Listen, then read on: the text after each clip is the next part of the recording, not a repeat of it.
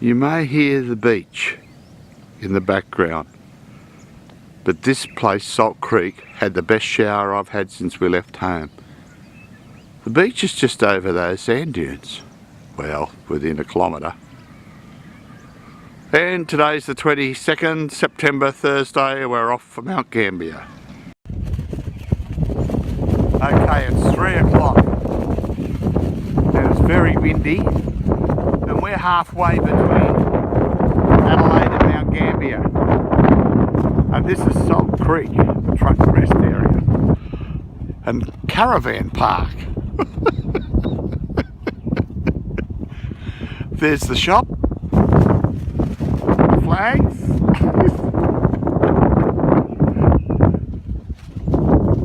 And there's Lizzie. That's the campground. That's the campground. And that green box down there, if I could get in a bit, that green box, that's the power.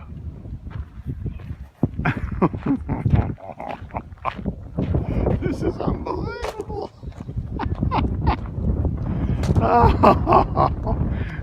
It's so booked out, eh? It's just so booked out. No wonder they call it Salt Creek. There's your creek there. All these creeks, or all these things, are salt creeks. Yeah, so we're down here now, and of course around the back here is supposed to be amenities and a couple of cabins. It's just a truck stop in the middle of nowhere, but all up on the hill there's camping everywhere here. So it's just a little way station if you want to break it up. And I mean, I've done 240k. I don't want to do any more. So that's the cabins. This is the cabins and the amenities. And that's Salt Creek. Okay, today is the 21st of September and it's Wednesday. It's extremely windy, hence you'll get some wind. We've just stopped at this little town here to have lunch. Great area for caravans. Of course, why wouldn't it be? It's a used railway station, unused. So Mum's up there having lunch, and that's the Tailem Bend railway station behind our caravan. And as I say, a great parking area to have lunch after I went up a no-through road and had to turn around in a one dead-ended bloody road, which was quite a difficult job, but we got there. I thought I was going to have to take it off and use the purple line. And in the background is the info centre and the museum, which belongs to the station, Tailem Bend. Well people, today is Thursday, and this is the cheapest place that we have stayed at since we left home.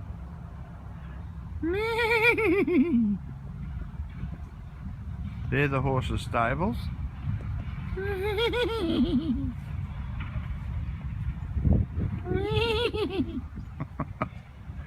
And of course this is the showground, the Mt Gambier showground. $22 a night, folks. That's all you pay for 2 people. $22 a night. Close to the amenities. Unfortunately, it's 1 toilet, 1 shower. Most of these vans have their own toilet and showers. But those that haven't, if there's someone in the shower, you wait till they're finished. I have an early shower anyhow. Silage just goes out onto the ground. Much else you can do with it. I'm lucky I've got that big hose, because as you can see, we're just making it, and that's all. But we're very lucky here, because I've asked and I booked well in advance to get close to the amenities, and there's the amenities just there. Very basic, but we're here, it's there, and that's all you want. And that's Mt Gambier. Well, from the nice quaintness of Salt Creek comes the noisiest of city of Mt Gambier. This is the information centre. It's probably the best information centre we've ever seen. Awesome spot. And that is the HMS Lady Nelson.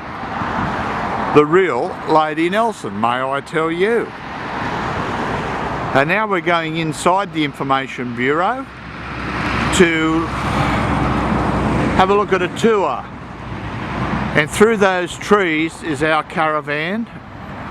We're not staying here, we're going out to the showground. So more on that later. The Bowendigs survived the disastrous impact of European settlement in South Australia. With her strong Christian attitude, she undertook to improve the conditions of the Aborigines, to teach them European ways, and convert them to Christianity. Unwittingly perhaps, she, like other missionaries working with indigenous people around the world, may have assisted in the destruction of traditional values and the traditional structure of the Bowendigs. Christina was a remarkable woman. At the request of a number of Aboriginal people, she wrote a book about their customs, language, and legends. In 1865, 5 years after the death of her husband, she opened a home for Aborigines in Mt Gambier. Christina is with us now, telling the story in her own words of the way things were here, which she wrote in her journal in 1880. Good day, kind people. I am Christina Smith, a humble servant of the Lord, wife of Mr. James Smith and mother of Duncan, who is the native interpreter in this district. Such a clever boy, he learnt the Bowandic language at an early age and became a native interpreter at the age of 14 or thereabouts. The Bowandics are the local Aboriginal people. I wrote this little work on the Bowandic tribe, having been intimately acquainted with them for over 35 years. It is merely a journal on my life whilst in their midst, and I wish to assure you that I wrote it solely from a strong sense of duty. This once numerous and powerful tribe of southeastern natives has sadly withered away because of life cruelly forced upon them by European settlers. The Aborigines themselves are fully conscious of the decline of their race and lament it bitterly. Many have requested that I not allow them to be totally forgotten. It is not difficult to understand their consternation and fear at the first sight of Europeans. About the year 1822 or 1823, the first ship was seen by the natives in Riverlea Bay. Some thought it was a drifting island, and all who saw it became alarmed and sought a hiding place. Penderwin, Ninimin, and Barak Bruman, my favourite old women, told me of a night of great fear during the early times of European settlement. Encamped with a group between Mount Muirhead and Greechin Bay, the women said they felt the earth beneath them shake. Thunder in the ground, they called it.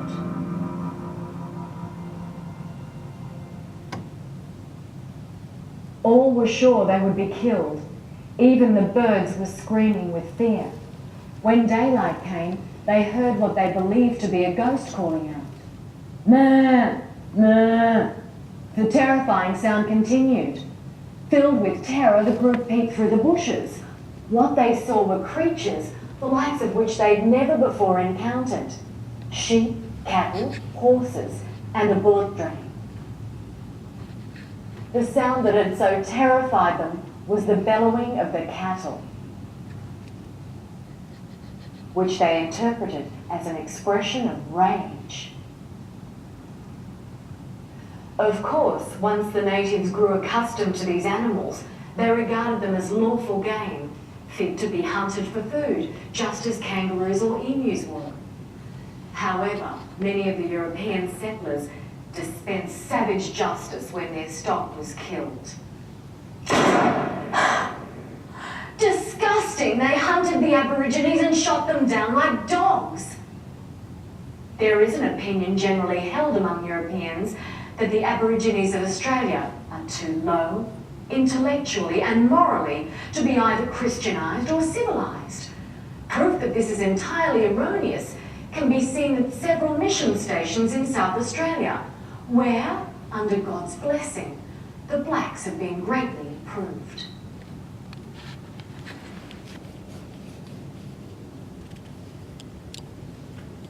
But of course, the relationship of the natives with the European colonists has been their ruin.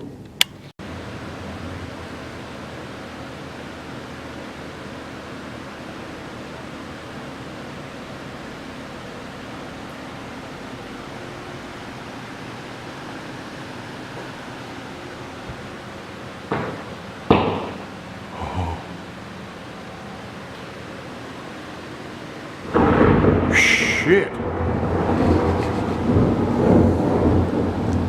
Shit.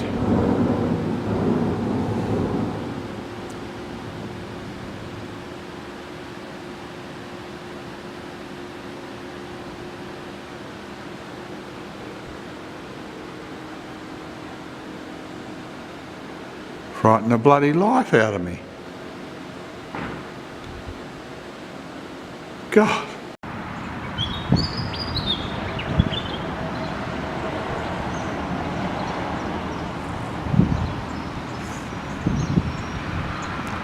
Well, what do you know? It's a gorgeous day.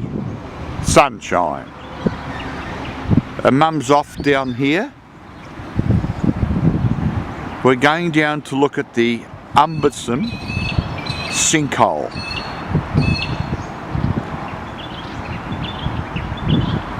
Nice birdies, nice birdies. Let's go see where this sinkhole is, eh?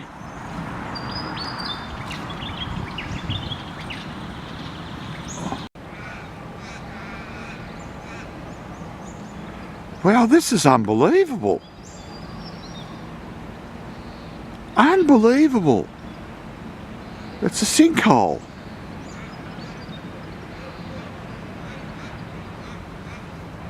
Just in this park.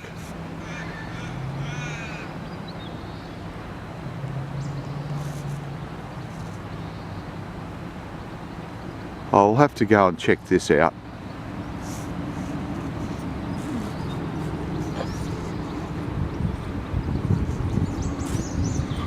Oh.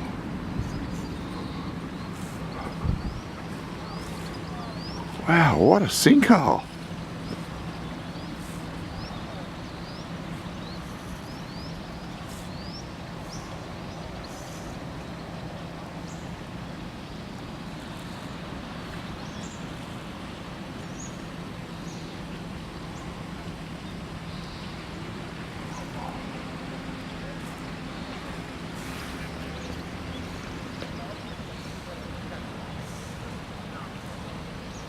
Better go down and have a look, eh?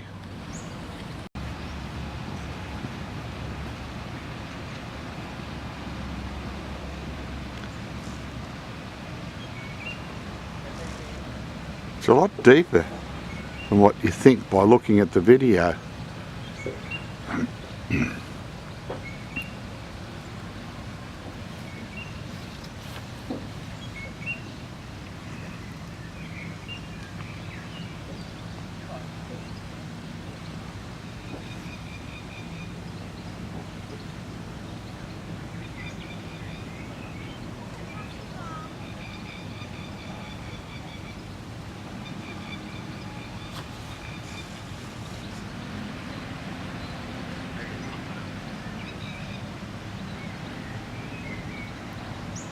It's a lot further down than what it looks on the video.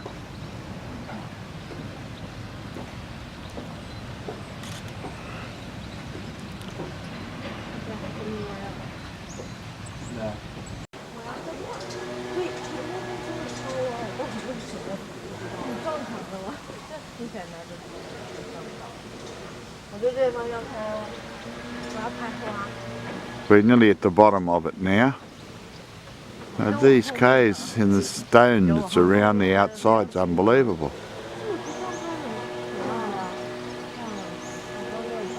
And back up again.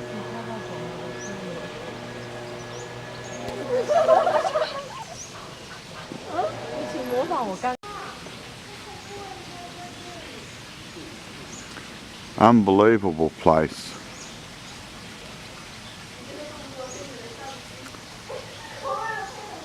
I'm going to get a video for the Facebook.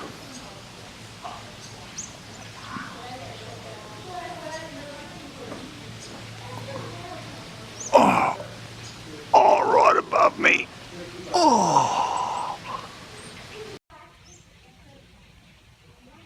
We're inside the Umberson sinkhole at Mt Gambier. We've climbed down from right up the top.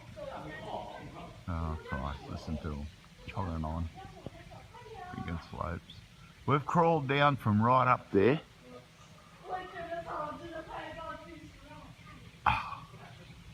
And I'm right down the bottom of the sinkhole. And she's a bloody long way up there. Oh, right up over my head. Oh, to the sky. Oh, shit, I nearly fell ass overhead. Oh, this place has got to be seen to believe. What a sinkhole.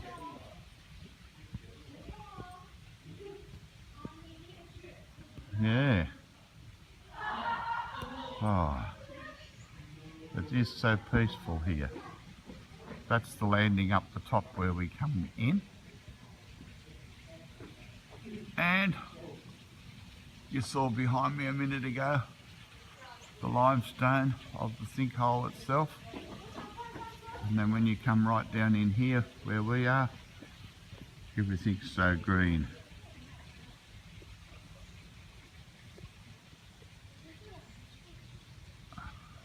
That's going to be quite a task for me to get back up there. Unbelievable, people.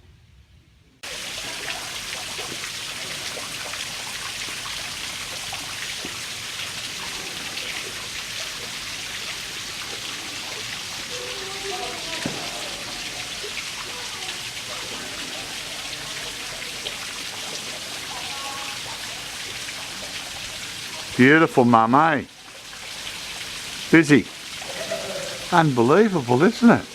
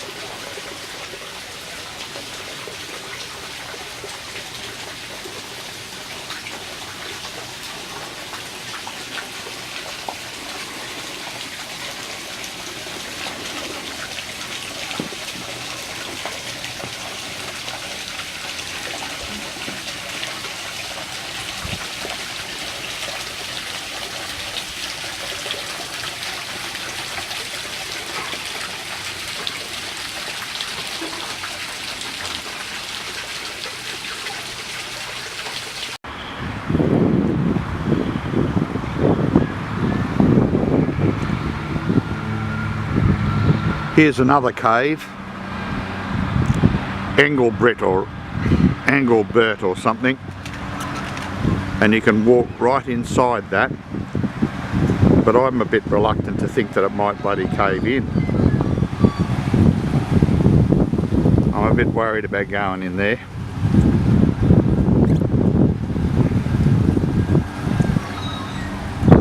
Very much so. So I might leave it to the brave. I'll let Mum go in and check it. The stone as well, so that's why we've changed all the lights over to LEDs now. It did take us about 2 years of paperwork, so we're very proud to finally have it done. But it's all done in here, so these are all new lights. They're pretty well completely cold. The moss should die off in the near future. Sorry if that's boring, but now you're all up to scratch with what's going on. And on the bright side, if you're a Star Wars fan, it looks like the Death Star in here, so you can make Darth Vader sounds coming up the pathways. I did that, everybody just thought I had asthma, so I gave it up. Any other questions yet?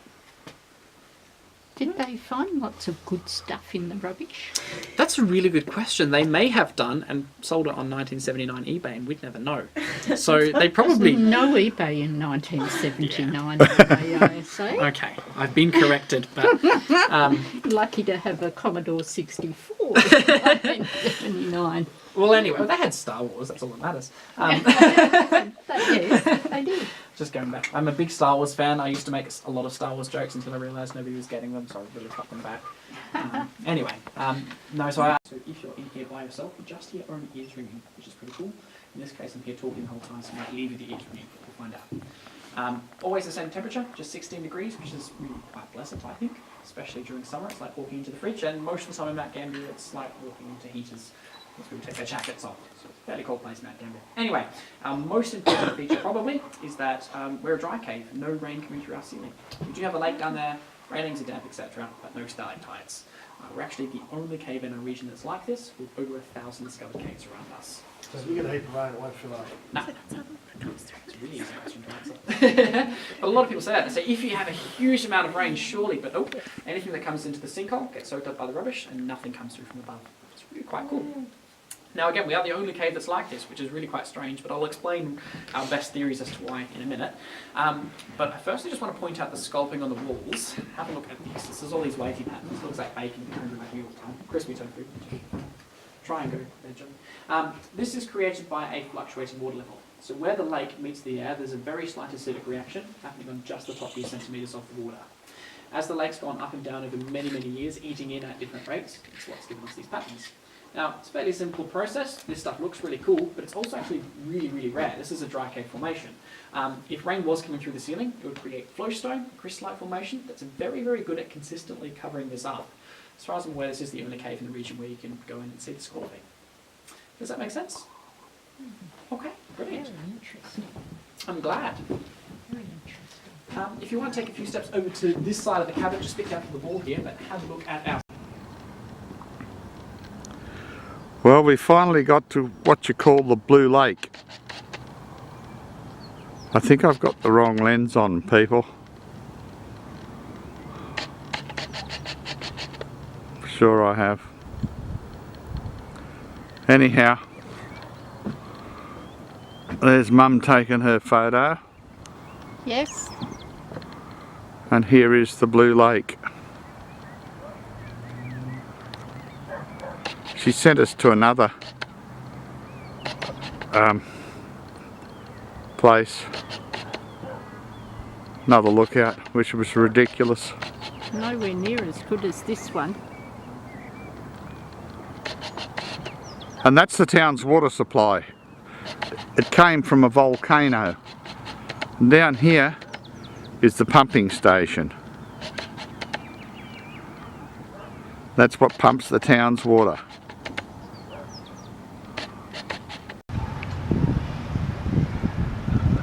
Now we're right in town now, and this is near the library. There's some rose gardens and things here. And just there, behind these rose gardens, is the main highway. And would you believe, right in town, under that main highway, is a sinkhole. They're everywhere. Oh no, they're safe. They'll never ever sink in Mt Gambier. They've done that. So there's your highway. And down here is a sinkhole. Have a look at it. Oh no. Perfectly safe. Runs right under that highway. Sinkholes everywhere in Mt Gambier. Unbelievable. So there, right under the highway. And of course the photos will show you what's down there. Good morning all.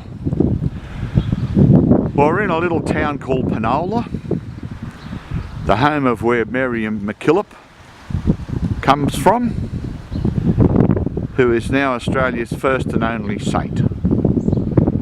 So we're waiting till 10 o'clock comes, and then we'll go into the information centre just here on our right and find out more about Penola and Mary MacKillop.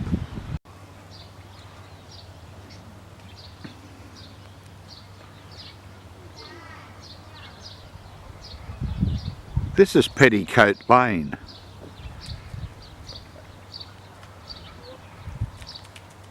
And that is Gammon Cottage. And we're taking a walk up Petticoat Lane, which is more or less where Mary MacKillop started her long stay in Penola. It's a shame you don't have smell-o-vision, because the chimney here, the smoke's coming out. Look at that for a beautiful tree. And the smoke's coming out of this old chimney on the top. Not that you can see it, but it is. And it's open. We've got to go in here. The tree was planted in 1880. In 1880, love. Yes, it's a blue atlas cedar tree. There's a wooden fire in here, so let's go in.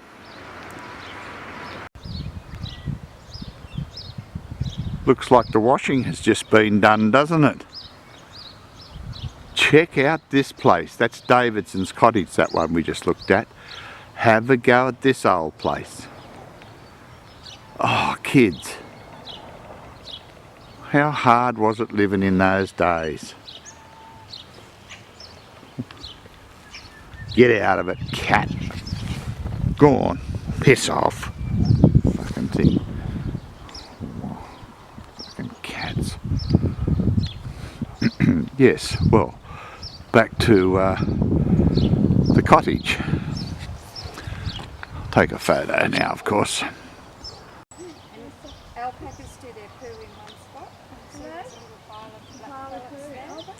I came over here yesterday with some kids to feed him, and he was busy doing a poo, which took about 5 minutes. 5-minute poo. Yeah. What's harder? Well, that usually So the sheep don't eat them, Apple? Yeah, they do.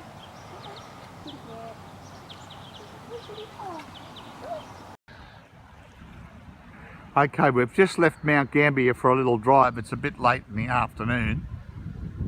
We're out at Port MacDonald. Looks like it's a man-made marina or port. That's what it looks like. And Port MacDonald is 25 kilometres out of Mt Gambier. So we've just come out here for a quick little drive. And you can see Mum over there at that old-fashioned house. I don't know what the house is or what Mum's doing over there, but she no doubt will check it out. So that's Port MacDonald.